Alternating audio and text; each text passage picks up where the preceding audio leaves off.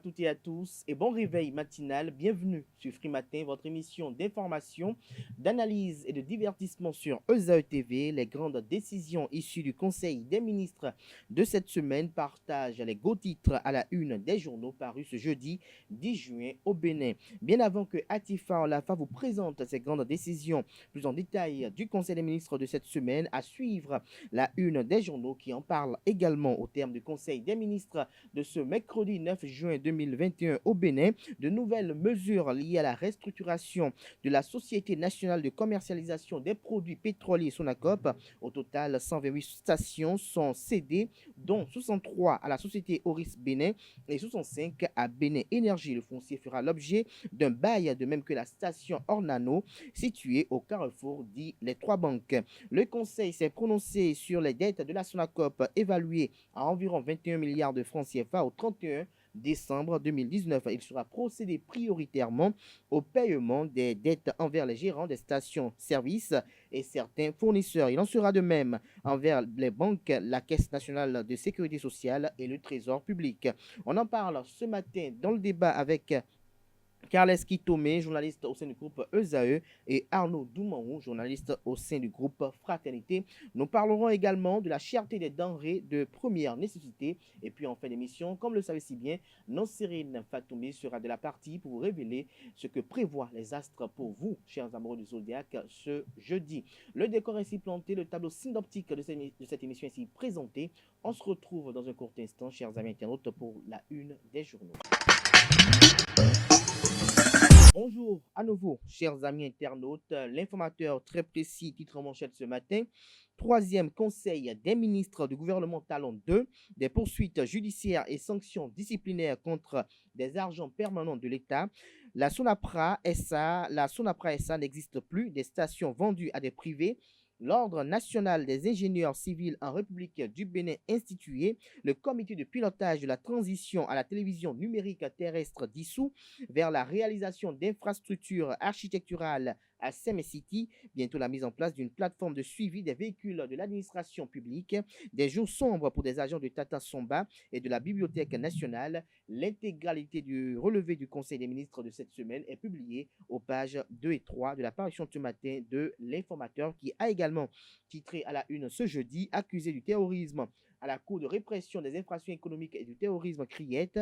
Rekia Madougou sera écouté le 17 juin prochain par un juge d'instruction. Toujours à la une de l'Informateur de ce matin: paiement des petites et moyennes entreprises prestataires de l'État, désormais un délai de 30 jours pour satisfaire les PME. Des précisions sur cette mesure dans les colonnes de la parution de ce matin de l'Informateur, qui publie également dans les colonnes de sa parution de ce matin, comme à l'accoutumée d'ailleurs, le journal École, produit par les étudiants en journalisme à l'École supérieure d'administration, d'économie, de journalisme et des métiers de l'audiovisuel, ESAE. Le Télégramme, titre en manchette ce matin: animation de la vie politique du Bénin.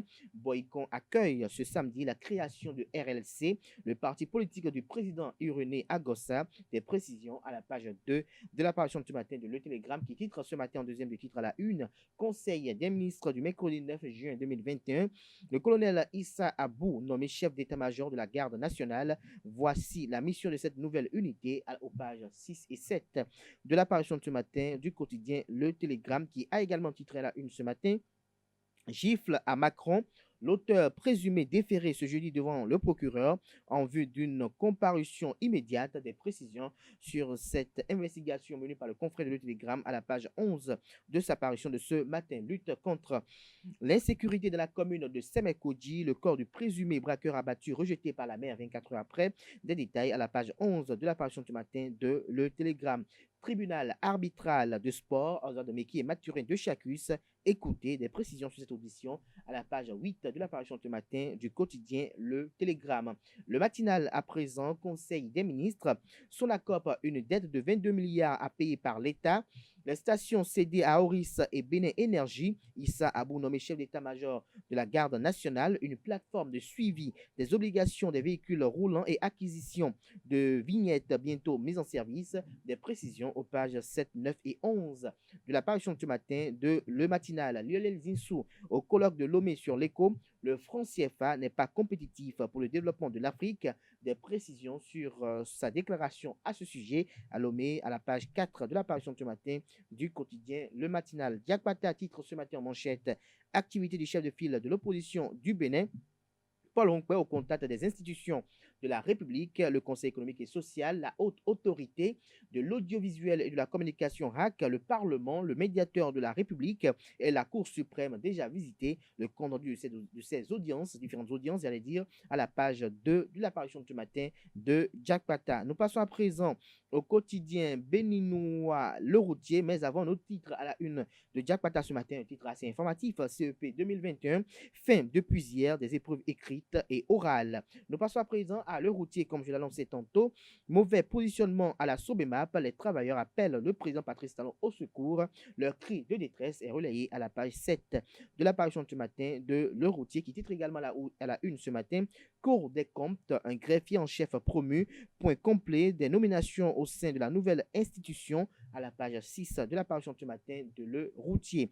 La Nation titre ce matin en manchette création de l'État, créance de l'État envers les petites et moyennes entreprises, le délai de paiement réduit à 30 jours. Des détails à la page 3 de la page ce matin du quotidien de service public, qui titre également à la une ce matin, secteur des hydrocarbures, les stations de la Sonacop cédées au privé. Des détails à la page 3 de la page ce matin du quotidien national d'information. Dabarou nous titre ce matin en manchette, 8 nouveaux services publics désormais disponibles en ligne au Bénin. Le gouvernement rend disponible aujourd'hui l'impossible d'hier, déduit le confrère ce matin. Le Béninois libéré titre ce matin en manchette poste du Bénin. Fausse histoire de 6 mois d'arriéré de salaire, tout va bien et le meilleur s'annonce. La directrice générale Glidja, Judith Glidja, est à la taille des ambitions du président Patrice Talon, communique le confrère de Le Béninois libéré ce matin. Pour avoir bloqué le chemin aux escrocs des sports universitaires, la directrice générale du Centre des œuvres universitaires et sociales d'Abomey-Calavi Koussacé, Ghislaine Claude Fabon, objet de médisance stérile, communique également à la une ce matin le Béninois libéré. Toujours la une de Le Béninois libéré de ce matin, économie fondamentale. La doléance de Bertin Corvier à Rachid Gbadamasi est relayée dans les colonnes de la parution ce matin de Le Béninois libéré. Toujours à la une de Le Béninois libéré de ce matin, prouesse de la gestion des cantines scolaires, Abdel Biachani révèle le Bénin à la première dame du Burundi. Le compte rendu de ces échanges dans les colonnes de la parution ce matin de Le Béninois libéré. Fraternité titre ce matin en manchette, assainissement des mœurs publiques, audite tous azimuts, sale temps pour les indélicats. Toujours la une de Fraternité de ce matin. Affaire des écureuils testés positifs en Sierra Leone. Oswald Omeki et Mathurin de Chacus et les Saint-Joueurs auditionné par le TAS. Des précisions sur cette audition à la page 9 de la parution ce matin du quotidien Fraternité, qui a également titré à la une ce matin flambée des prix de produits vivriers au marché de Glo. La mévente dicte sa loi. Le constat qui est effectué par les confrères de Fraternité est publié à la page 4 de la parution de ce matin. Info Matin, titre en manchette ce matin, situation pénitentiaire de Rekia Madougou. Des éléments probants du dossier le 17 juin prochain. Des précisions sur ce titre du confrère à la page 3 de sa parution de ce matin. Tournée des institutions du chef de file de l'opposition. Qu'est-ce qui fait courir Paul Hongpé, zèle ou bonne foi, s'interroge le confrère ce matin. Nous passons à présent au quotidien La Nouvelle Génération. Prétendu sport en agonie dans les centres universitaires quand les détracteurs deviennent aveugles à dessein. Plusieurs éditions des Jeux intercampus organisés, un important lot de matériel artistique, culturel et sportif octroyé à tous les centres universitaires. Des précisions dans les colonnes de la parution de ce matin du quotidien La Nouvelle Génération. Nous passons à présent au quotidien Le Challenge, qui titre en manchette ce matin, réduction du délai de paiement des prestataires de l'État aux petites et moyennes entreprises, grosse bouffée d'oxygène pour les milliers de PME. Toujours la une de Le Challenge de ce matin, entrée des TPS dans la réforme des factures normalisées. La Direction générale des impôts rend justice aux consommateurs. Nous passons à présent au quotidien Le Grand Regard. Le Grand Regard qui porte son regard sur les premières sorties du chef de file de l'opposition. Paul Hongpé tourne autour de l'essentiel de la mission. C'est comme le confrère. Son article à ce sujet est publié dans les colonnes de sa parution ce matin, précisément à la page 11. En 3 de la Cour constitutionnelle sous Djobouenou, la part belle faite aux libertés individuelles, s'interroge le confrère ce matin. Kini titre en manchette ce matin. Conseil des ministres, les grandes décisions de ce mercredi 9 juin sont publiées aux pages 6 et 7. Nous restons toujours là, une Kinikini de ce matin, drame à Ouida. Près de 145 personnes sans abri après un incendie. Des détails sur ce drame à la page 4 de la page ce matin du journal Dynamisme Info, titre manchette ce matin. Justification de la cherté des denrées de première nécessité par la rareté des pluies et pourtant sous papa bonheur, ça se subventionnait, s'exclame le canard. Toujours la une de Dynamisme Info de ce matin, audition annoncée de Rekia Madougou, l'ODHP de Aboubakar Babarapé s'en réjouit et espère une procédure en toute impartialité. Matin libre, titre en manchette ce matin, création prochaine du parti RLC, de la concurrence pour Paul Rompouet, annonce le confrère de Matin libre qui titre également à la une ce matin. Prix Nobel, les évaluations dramatiques du lauréat Luc Montagnier. Des précisions sur ce titre à la page 8 de la page ce matin du canard. Nous passons à présent au quotidien L'autre vision, accès équitable de tous les partis politiques aux médias. Paul Rompouet en fait sa priorité. Nous restons toujours à la une de l'autre vision de ce matin, entrée des TPS dans la réforme des factures normalisées. La Direction générale des impôts rend justice aux consommateurs. L'indépendant à présent, l'indépendant qui dit qu'on ce matin, Société nationale de commercialisation des produits pétroliers, des stations désormais cédées à des entreprises privées. Toujours la une de l'indépendant de ce matin, hausse légère des prix des denrées alimentaires. Léandre Roumedji, porte-parole du gouvernement, apporte les éléments justificatifs à la colonne, à la page, 3 de la page ce matin du quotidien L'Indépendant. Nous passons à présent au quotidien L'Économiste qui titre ce matin en deuxième des titres à la une, Festival de la maman spéciale. Un événement pour rassembler et valoriser les mères du Bénin. Vous avez en image comme photo illustrative l'image de Maïssa Yorou. Soleil levant, titre en manchette ce matin, construction des routes sous la rupture, asphaltage de lancé, Alada, Aplarouida, Natitengu, Kandi, Djougou, Dassa Zoumé. Pobel, Semekpodi concerné, des précisions sur les différentes communes concernées par ce projet asphaltage deuxième phase à la page 3 de la page ce matin du quotidien Soleil Levant. Nous passons à présent au quotidien Gascani Info pour finir ce matin, décentralisation et développement local au Bénin, le mandat du reformatage. Ce sera tout pour la présentation de quelques titres parus ce jeudi 10 juin 2021 au Bénin. Ils sont disponibles dans les kiosques au prix de 300 francs CFA, également accessibles en ligne pour ceux qui ne sont pas, pour vous qui n'êtes pas sur le territoire national béninois. Atifa Olafa va s'installer à présent pour le bulletin matinal d'information. Bonjour à toutes et à tous. Le Conseil des ministres s'est réuni ce mercredi 9 juin 2021 sous la présidence de Patrice Talon, chef de l'État, chef du gouvernement, président de la République. Au cours de ce conclave gouvernemental, plusieurs décisions ont été prises, entre autres décisions. On peut noter adoption des décrets portant organisation de la profession d'ingénieur et d'ingénieur conseil en instituant l'Ordre national des ingénieurs civils en République du Bénin. Attribution, organisation et fonctionnement du ministère du numérique et de la digitalisation, dissolution du comité de pilotage et de la transition à la télévision numérique terrestre. Nouvelles mesures liées à la restructuration de la Société nationale de commercialisation des produits pétroliers, réalisation des études de planification urbaine, d'aménagement et de programmation architecturale du site de projet Semé-City à Semé-Podji, compte rendu de la mission de contrôle de gestion administrative, financière et comptable de l'hôtel Tata Somba et ses campements pour la période allant du 1er janvier 2019 au 28 août 2020. Le chef de la junte au pouvoir au Mali, Assimi Goïta, a prêté serment et entre en fonction comme président de la République malienne. Il nomme au poste de Premier ministre le porte-parole du mouvement M5 qui s'est opposé à Ibrahim Boubacar Keïta qui n'a pas soutenu le premier exécutif installé après le coup d'État du 18 août 2020. Antoine Chakran, un docteur en sciences politiques, commente la situation au micro de Carles Kitome. C'est une crise qui date déjà de plus de 10 ans avec le départ forcé du pouvoir de M. Amane Touré. N'oubliez pas qu'il avait subi un coup d'État à cause donc des perturbations qui régnaient dans la zone nord du Mali. Il y a un certain nombre de mécontentements populaires galvanisé par les forces de l'ordre. Alors, quant aux récents événements en cours dans ce pays, malheureusement, il faut notifié qu'il y a plusieurs paramètres qui sont en jeu. D'abord, dans un premier temps, c'est le dysfonctionnement systémique de la classe politique interne. Cela se définit par une sorte d'incohérence qui gangrène les acteurs politiques, les opposants ou ceux-là qui s'estiment légitimes et qui ont été investis par la force du pouvoir. Donc une sorte d'incohérence qui aujourd'hui fragilise et amenuise les chances de la croissance et donc du réel développement. Alors face à cette situation, bien évidemment, il faut reconnaître l'implication aujourd'hui de la communauté internationale.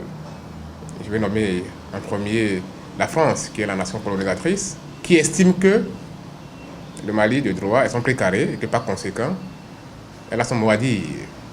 Alors, au-delà donc de la France, il y a ce qu'on appelle les nouvelles forces agissantes, la Russie, les États-Unis d'Amérique, l'Allemagne, la Chine, qui aujourd'hui pensent que l'époque coloniale est révolue, et que chaque pays étant acteur clé du système international a l'obligation de tisser ses relations avec qui bon le semble. Et par conséquent, le Mali étant devenu justement un acteur clé du système international, peut compter sur l'appui d'autres puissances. Du coup, il y a une sorte donc, de pénétration extérieure qui fragilise les composantes politiques internes.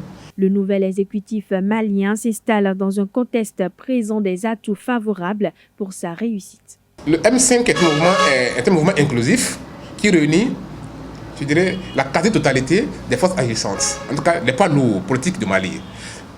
À ce niveau-là, on peut se dire que si éventuellement le nouveau président qui s'est autoproclamé président, s'il est parvenu déjà à introduire, à inclure les leaders du mouvement 5 dans son système de pouvoir, il y a un pari gagné pour progressivement stabiliser le pays. Ceux-là qui, il faut le dire haut et fort, regroupent aussi en leur sein quelques mouvements islamistes, auront donc comme mission, je le dis haut et fort, comme mission de pacifier par les voies parfois idéologiques, voire religieuses, la zone nord qu'ils maîtrisent assez.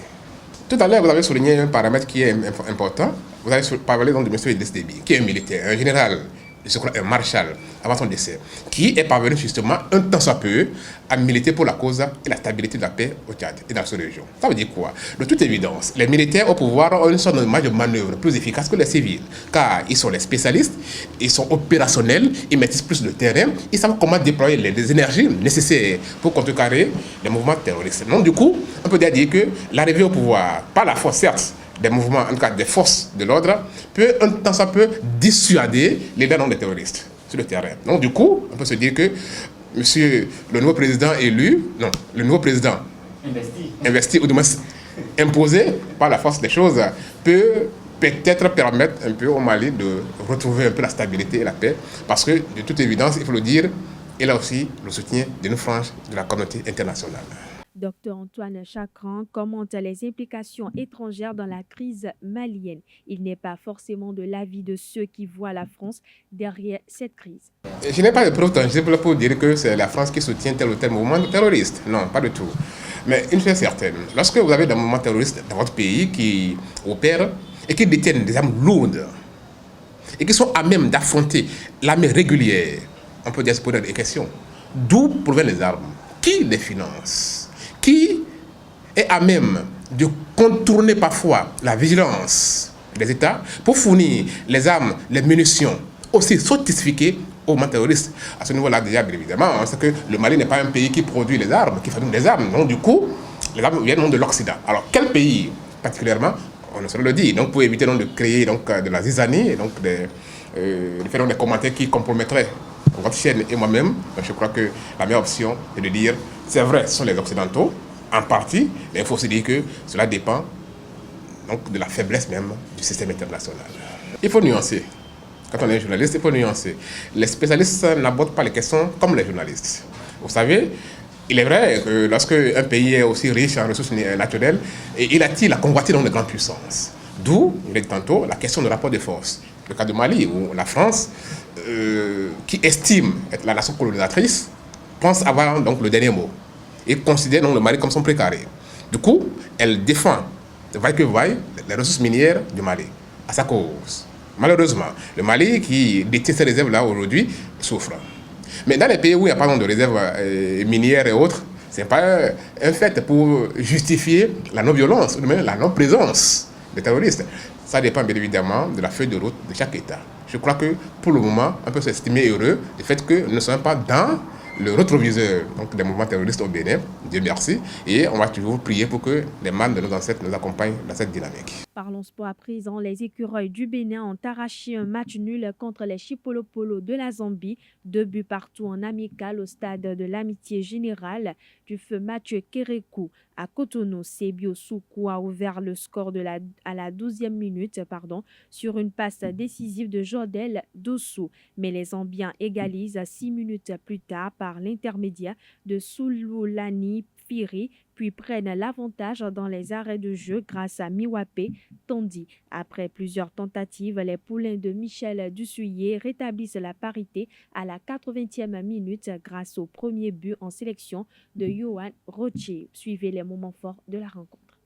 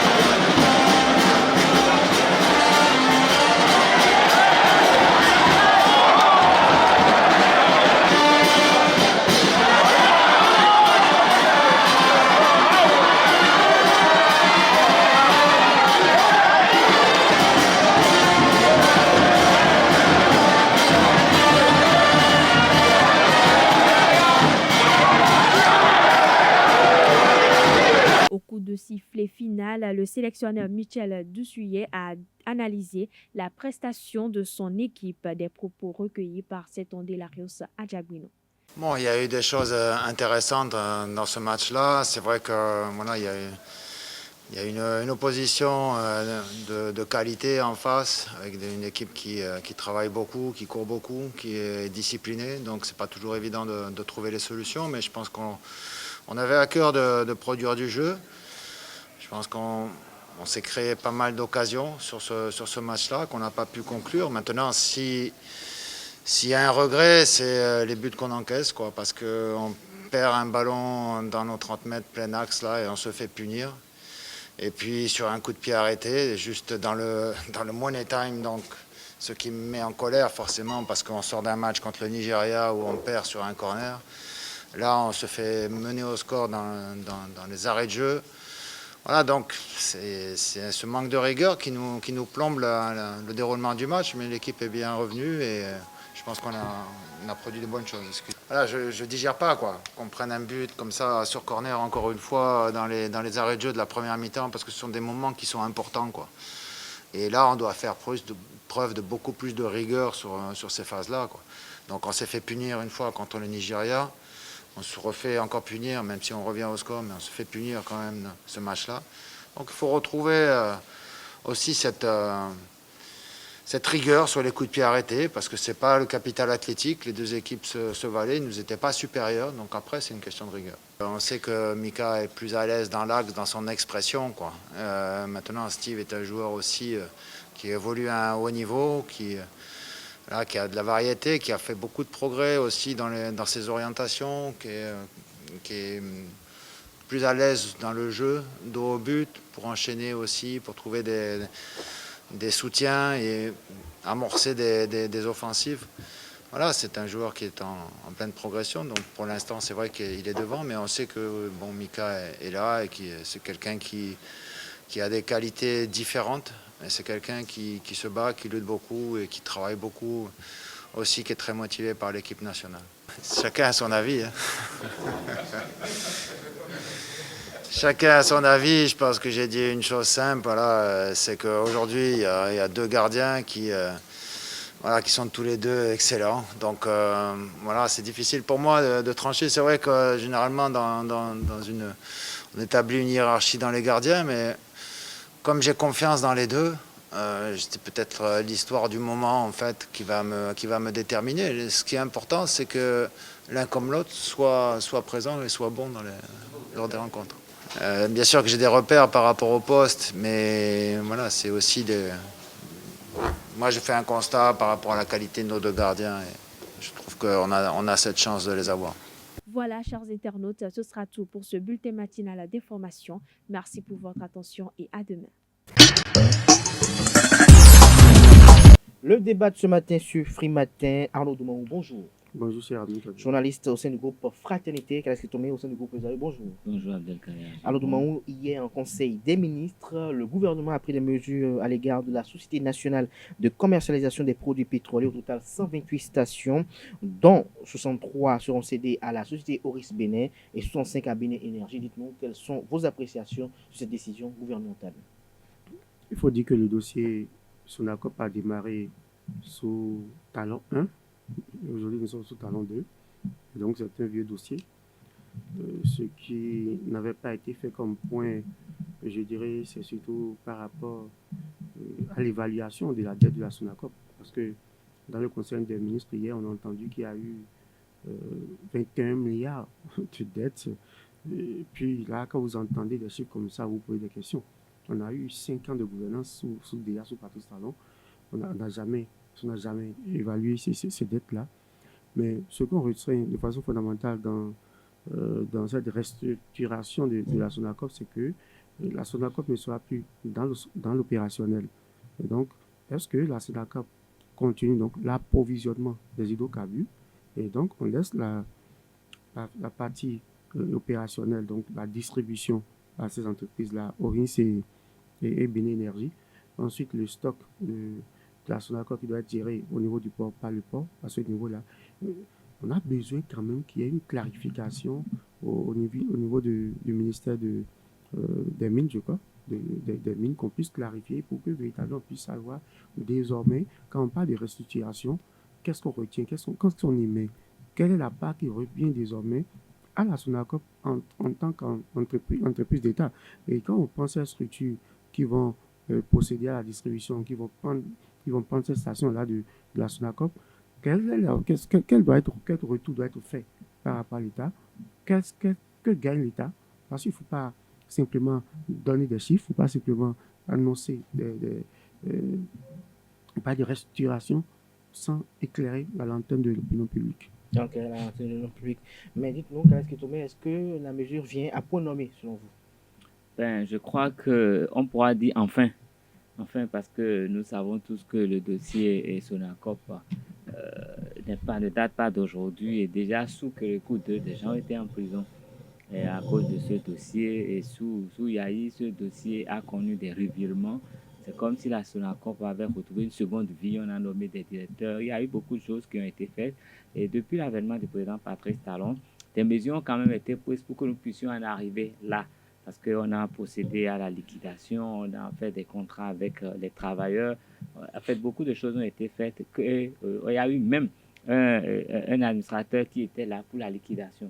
C'est-à-dire qu'il y a une procédure qui a été mise en place pour que nous puissions en arriver à ce résultat. Et je dirais que enfin, les gens peuvent voir clair et ceux qui avaient géré les stations aujourd'hui seront remboursés. Je crois que ça entre quand même dans la droite ligne de la bonne gestion des affaires. Et je profite pour dire que ces mesures qui sont prises en ce qui concerne la Sonacop respectent quand même un peu les promesses du chef de l'État. La Sonacop sera cédée en grande partie, mais quelque chose restera, ce qui est de la souveraineté. Parce que si on devait laisser l'approvisionnement à des privés, ce n'est pas forcément bon pour la République. Et donc, comme l'État béninois a décidé de se réinvestir dans des structures qui relèvent de sa souveraineté, c'est bon que l'approvisionnement reste quand même dans le giron de l'État pour que l'État puisse savoir un peu ce qui se passe. Comme ça va éviter que des privés fassent des surenchères, créent de fausses crises. Et maintenant, avec toutes ces mesures qui sont prises, quelles garanties ont ces sociétés aujourd'hui qui vont succéder un peu à la Sonacop dans la distribution? Parce que nous savons qu'au Bénin, nous avons un véritable problème avec la distribution du carburant. La concurrence de ceux qui sont, de ces commerçants qui sont dans l'informel, met vraiment à mal les stations. Vous voyez des gens qui installent leur bidon à moins de 10 mètres de la station-service, qui ne payent aucun impôt. C'est eux qui sont les vrais concurrents de ces stations-service. Il faut qu'on se rappelle qu'en 2006, après l'avènement du président Boni Yayi au pouvoir, des mesures avaient été prises pour qu'il y ait des stations partout au Bénin. Nous avons même vu des mini-stations qui ont été créées. Les gens se sont endettés pour le faire, mais l'État n'a pris aucune mesure pour les protéger. Aujourd'hui, je crois que toutes ces mini-stations ont été fermées. Donc, tous ces privés qui avaient investi dans le secteur ont fait faillite. Il y en a qui sont allés en prison, il y en a qui ont eu des problèmes avec les banques. Et aujourd'hui, une bonne partie du patrimoine de la Sonacop est retrocédé est cédé à des privés. Mais il faudrait quand même trouver les mesures pour que ces privés ne soient pas obligés de mettre la clé sous le paillasson, comme ça a été le cas en ce qui concerne l'ouverture qu'il y avait eu entre 2006 et 2016. Alors, Arnaud Dumonroux, le Conseil s'est prononcé également sur les dettes de la Sonacop, SA évaluée à environ 21 milliards de francs CFA à la date du 31 décembre 2019. Alors, le Conseil décide qu'il soit procédé prioritairement au paiement des dettes envers les gérants des stations-service et certains fournisseurs. Il en sera de même pour les banques, la Caisse nationale de sécurité sociale et le Trésor public. Oui, tout à fait. J'en parlais tantôt. 21 milliards de dettes, c'est énorme. Et parce que j'ai eu envie de dire que si on sait que la Sonacop avait autant de dettes, pourquoi n'attend pas pareil la saignée déjà au cours du premier mandat?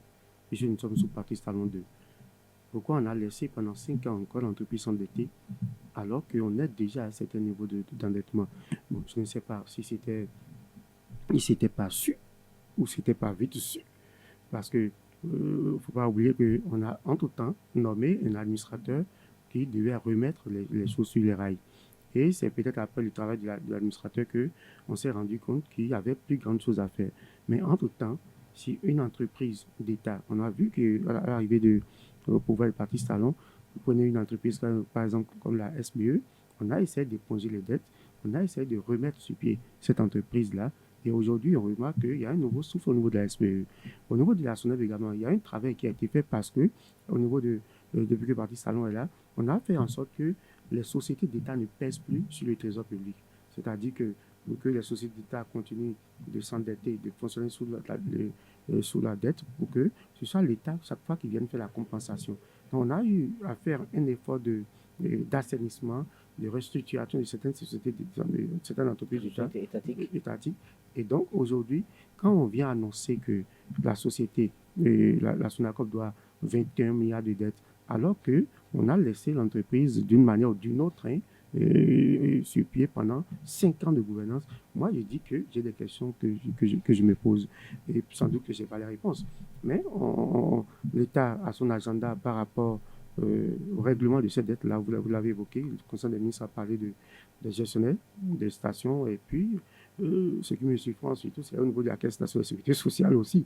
Parce que ces dernières années, vous avez entendu que la CNSS a fait des bons en termes d'économie de près de 3 milliards, alors qu'il y a d'énormes dettes également au niveau de certaines entreprises. Parce que quand on touche à la Caisse nationale de sécurité sociale, on touche carrément à un patrimoine du travailleur, des travailleurs. Donc je crois que la répartition qui a été faite par rapport à ce règlement des dettes-là, c'est à saluer. Mais il faut qu'on s'explique, qu'on nous dise comment en est-on arrivé là, et qu'on nous dise aujourd'hui surtout que le ministre qui en a la charge de la responsabilité puisse nous dire aujourd'hui, lorsqu'on finit de céder ces entreprises-là, ces stations à des privés, lorsqu'on dit que les domaines qui habitent les stations seront mis en bail, et lorsqu'on dit ensuite que au niveau des ports, du port, il y a des stocks qui seront gérés.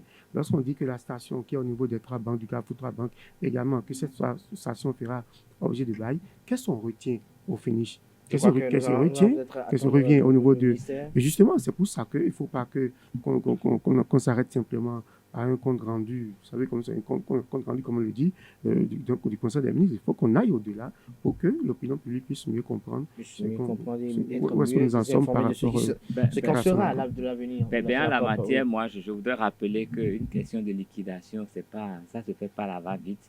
Et je crois qu'il y avait des questions juridiques à gérer et il y avait des évaluations. Il a fallu à un moment donné négocier avec les travailleurs parce que les travailleurs, quand ils sont mis dehors, il faut payer également. Et on se rappelle, en 2019 et 2020, les travailleurs s'étaient mis en association et avaient réclamé qu'on relève ce qui leur était promis comme indemnité. Cher ami Carlos, ça ne peut pas faire 5 ans. Non, ce que nous disons, c'est comme indemnité. Donc, il y a eu des questions de négociation. Il y a des questions de négociation qu'on va prendre 5 ans de gouvernance à laisser une entreprise mourir alors que l'entreprise est surendettée. Non, l'entreprise était morte depuis que... Oui, mais qu'est-ce qu'on fait? Et pendant 10 ans, on a essayé. Donc, les dettes se sont accumulées. Donc, ça fait 15 ans. Déjà de l'argent sans avoir d'impact. Voilà. Non, en fait, l'entreprise a pesé sur le trésor public pendant 10 ans. Et vous vous rappelez, il y a eu un directeur commercial qui a été incriminé. Il y a eu beaucoup de problèmes pendant ces 10 ans. Et maintenant, revenu, c'est une affaire. Il faut que juridiquement, ça se passe bien pour que ça marche. Donc, moi, je sais qu'il y a eu beaucoup de discussions juridiques qui ont été prises. Et pour évaluer vraiment, il faut savoir ce qu'il faut payer. Si on ne négocie pas, si les négociations ne sont pas faites avec les travailleurs, il serait difficile d'évaluer la dette réelle. Donc, ça fait partie des dettes. Et je crois que c'est en 2020 qu'ils se sont un peu entendus avec les travailleurs. Ils n'étaient pas contents, les travailleurs, mais ils ont tranché un peu en montrant les muscles à ces travailleurs. Ils sont partis, donc les deux dispositions étaient prises. Je suis sûr qu'il y a eu également des négociations avec les gestionnaires.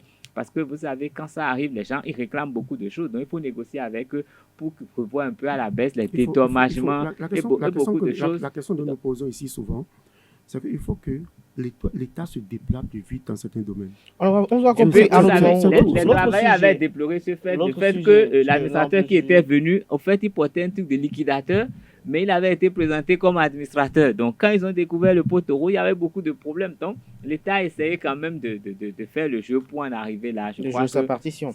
Alors, un autre sujet qui nous réunit ce matin, c'est la cherté des denrées de première nécessité. Selon vous, qu'est-ce qui pourrait expliquer cette hausse des prix? Je dirais d'abord que le porte-parole du gouvernement a parlé de la rareté des prix. Je ne sais pas si cela convainc. Parce qu'on peut parler de... On ne peut pas dire que nous sommes les premiers en matière de production de céréales dans la sous-région. On ne peut pas dire que nous avons atteint des tonnages jamais atteint depuis 1960. Et Un produit vivrier. Jamais, oui, justement. Je suis béninois. Oui, Je parcours le pays. Je crois Donc, que j'ai l'impression que je rêve là. Honnêtement. Vous savez, moi, je connais le Bénin. Et je vais dans beaucoup de marchés. Et bon, je ne vais pas dire plus que ça, mais je vous assure, quand moi j'étais enfant, je crois que quand vous arrivez dans le Koufo, les produits vivriers ne coûtent rien. Vous avez du riz, vous avez du maïs, du manioc à profusion. Mais aujourd'hui, les originaires du Koufo importent le maïs qu'ils mangent. Ça veut dire qu'on ne peut pas dire qu'aujourd'hui, nous avons atteint des proportions inimaginables. Aujourd'hui, le maïs vient du Burkina. Les gens achètent du maïs du Burkina au Bénin. C'est un pays plutôt plus désertique que chez nous.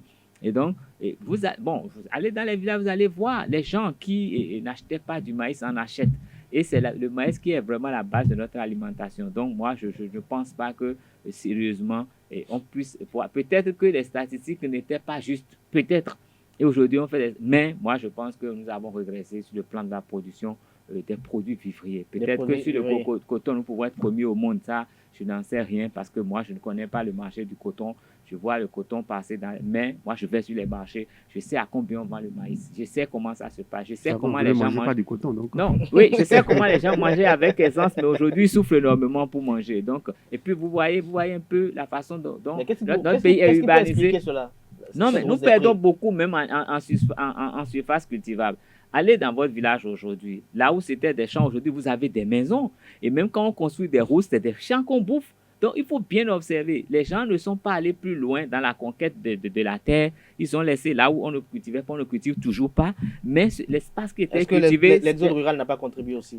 L'exode rural, mais on construit de grandes maisons dans les villages, on construit dans les champs aujourd'hui. Aujourd'hui, les gens réclament même qu'il y ait recasement dans mon village à moi. Un village qui est rural. Aujourd'hui, on veut qu'on fasse bornage, des mots pour moi qui ne sont pas acceptables dans un milieu rural et agricole. La sécurité foncière. La sécurité foncière, c'est pour diviser les champs et vendre, en fait. Allez-y. Je ne sais pas si tout le monde parcourt le Bénin comme moi. Moi, je suis originaire du Mono. Je vais au Mono tout le temps. Et je vous jure, moi, je suis écœuré quand je vois. Aujourd'hui, quand vous quittez Commun pour aller à Serre, faites le tour. Là où il y avait des champs, aujourd'hui, il n'y a que des maisons. Et quel type de maisons? Et des maisons où les gens utilisent des pesticides pour détruire les herbes. Ce qui veut dire qu'il y a beaucoup d'espaces aujourd'hui qui sont impropres à l'agriculture. Donc, nous avons perdu en surface cultivable. Nous avons perdu en main-d'œuvre parce que les gens ne croient plus tellement en cette agriculture. Et notre performance, moi, je ne sais pas. Je me pose 1000 questions. Arnaud Domaou, votre commentaire sur ce sujet? Oui, je comprends les associations de Carlos, mais moi, je m'en tiens juste aux déclarations. Actuellement, aux déclarations de ceux qui nous gouvernent. Nous avons fait des performances jamais égalées ces dernières années en matière de production céréalière, si je m'en tiens aux informations officielles. Et à partir de ce moment-là, j'avoue que je ne comprends pas la situation que nous vivons. Et l'autre chose également, il ne faut pas oublier, on avait avant des boutiques témoins qui nous permettaient de faire quelques sports, le NASA. On a voulu le vent des réformes à emporter tout cela. Mais lorsque vous avez fini de supprimer ces boutiques témoins-là qui nous permettaient, en période de soudure, de juguler un peu la crise, mais aujourd'hui, vous n'avez rien mis en place par rapport à cela. Donc, je crois qu'il ne faut pas faire des réformes pour faire des réformes. Lorsqu'on fait les réformes, il faut revenir évaluer pour voir est-ce que quelque part on n'a pas péché. Vous savez, quand sous le premier mandat, le rapport sur la fin qu'on a transmis à Patrice Talon, dans ce rapport, il est mis quelque part que nous avons des problèmes de stockage. Si aujourd'hui, j'estime que le porte-parole du gouvernement dit que nous avons un problème de pluie, qu'il y a eu la rareté des pluies, mais entre-temps... C'est une évidence quand même. C'est une évidence. Les pluies ne sont pas arrivées à temps.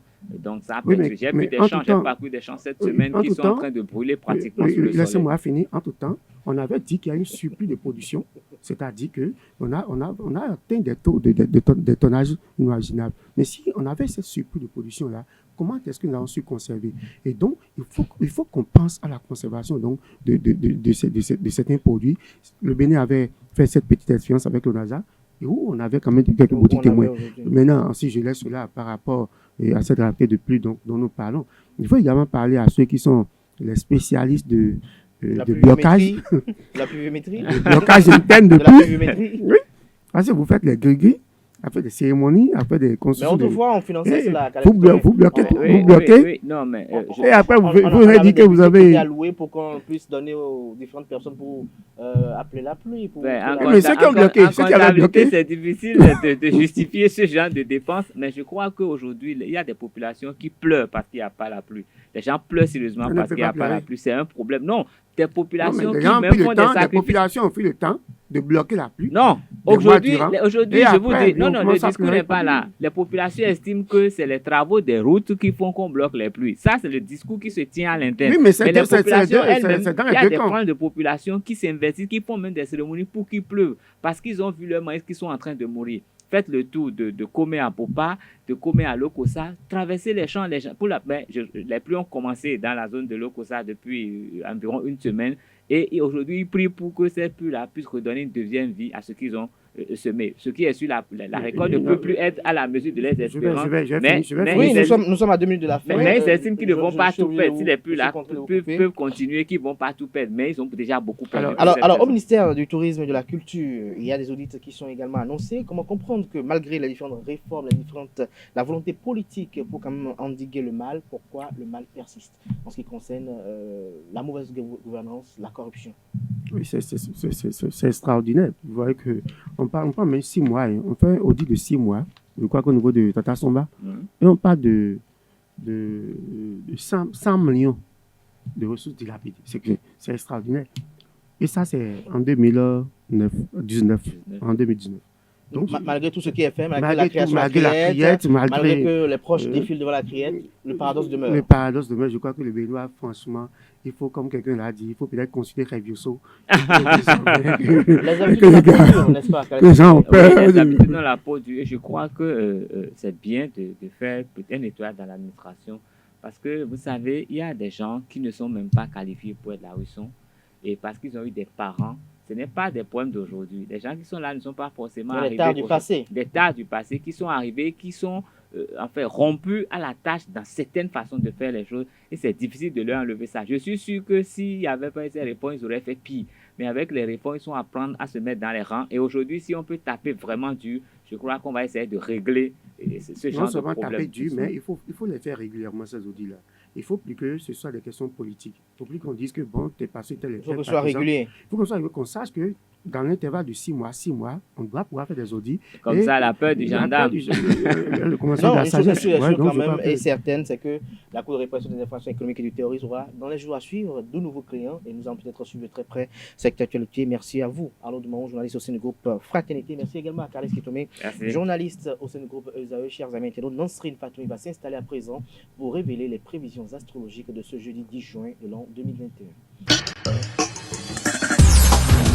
Chers internautes, bonjour et bienvenue sur le message des astres béliers. Sur le plan professionnel, vous n'aurez guère de satisfaction à atteindre de cette journée. Beaucoup de travail, certes, mais peu de reconnaissance. Ne vous laissez pas entraîner dans ces dépenses au-dessus de vos moyens pour faire plaisir à un proche. Chers taureaux, journée très perturbante, quelques difficultés professionnelles sont à prévoir. Vos projets seront probablement pour l'instant bloqués. Vous devrez régler un problème matériel qui s'impose. Natif du signe Gémeaux, sur le plan relationnel, vous serez de plus en plus prévoyant, ce qui vous permettra d'avoir plus de temps à consacrer à votre partenaire. Vous retrouverez le goût de plaire et vous profiterez pleinement d'un choix de vivre de votre couple. Cancer, vous serez très motivé et vous donnerez la priorité à votre vie professionnelle. Vous devrez pouvoir marquer des points importants grâce à votre ténacité. On vous fera sans doute des propositions très intéressantes, mais vous ne pourrez pas accepter. Cher ami Lion, une dispute pourrait bien éclater dans votre couple au cours de cette journée. Néanmoins, une remise en question est peut-être nécessaire. Il faudra mettre sur table tous les problèmes et vous aurez une chance de les régler.